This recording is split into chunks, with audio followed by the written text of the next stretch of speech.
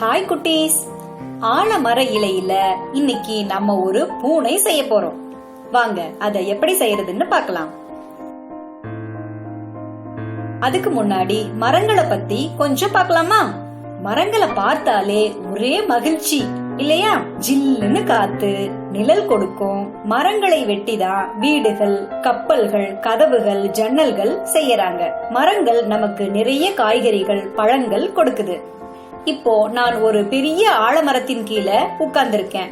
இதற்கு பானியன்னு பெயர். இந்த பெயர் எப்படி வந்துச்சுன்னு தெரியுமா? இது ஒரு வேடிக்கையானது. இந்தியாவில் பிராமணர்கள், சத்திரியர்கள், சூத்திரர்கள், பாணியாக்கள் அப்படின்னு இருந்தாங்க. ஆங்கிலேயர்கள் இந்தியா வந்தபோது நிறைய வியாபாரிகள் ஆலமரத்தடியில பொருட்களை பரப்பி வித்துக்கிட்டு இருப்பதை பார்த்தாங்க.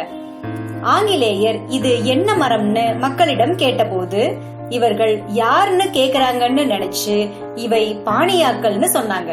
ஆலமரம் பேர் தான் பாணியான்னு நினைச்சு அந்த பேரே வந்துடுச்சு. மரங்களால் வீடுகள், மரங்களால் ஆன வீடுகள். மரம் நிழல் கொடுக்குது, பழங்களை கொடுக்குது. இது மட்டுமல்லாமல் நாம அழகான பொம்மையையும் செய்யலாம். இப்போ இந்த 2 ஆலமர இலையில ஒரு இலையோட மேற்பகுதிய சாய்வா கட் பண்ணிட்டேன்.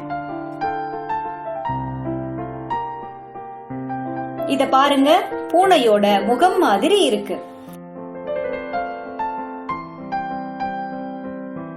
இன்னொன்றை நடுப்பகுதியில நரம்பு வழியா பாதியா கிழிக்கிறேன். இப்போ இரண்டையும் ஒன்னா இணைச்சா அட ஒரு பூனை தெரியுதே. ஒரு நொடியில இதை செய்துட்டோம் பாருங்க. நீங்க வாக்கிங் போகும்போது இது போல விதவிதமான பொம்மைகளை செய்யலாமே. செய்துதான் பாருங்களேன். இத்தகைய பயிற்சியை மேற்கொள்வதன் மூலமாக எளிய பொருட்களை கொண்டும் நம் படைப்பாற்றல் திறனை நாமே வளர்த்துக் கொள்ளலாம்.